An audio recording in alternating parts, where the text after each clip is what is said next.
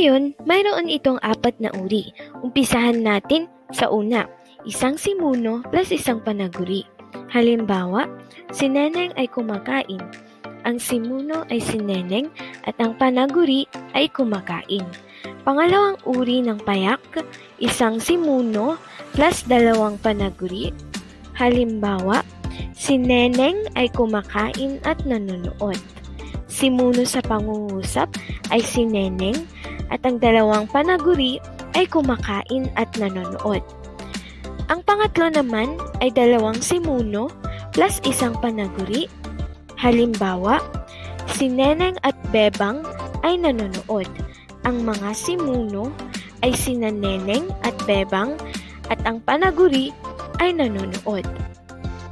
At ang panghuli, 2 simuno at 2 panaguri. Halimbawa, si Neneng at Bebang ay kumakain habang nanonood.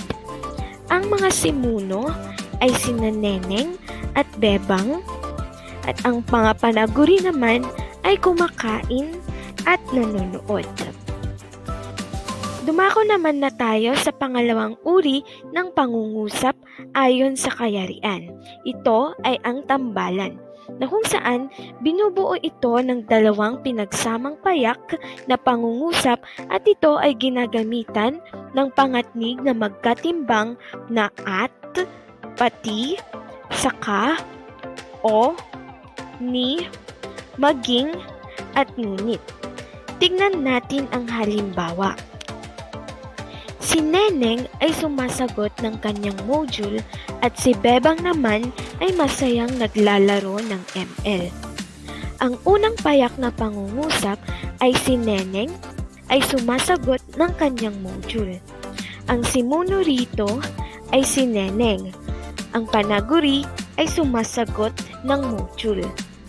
Ang pangalawang payak na pangungusap naman ay si Bebang ay masayang naglalaro ng ML. Ang simuno rito ay si Bebang at ang panaguri ay masayang naglalaro ng ML. At ang ginamit na pangatnig ay ang salitang at na siyang nag-uugnay sa 2 payak na pangungusap upang makabuo ng isang tambalang pangungusap.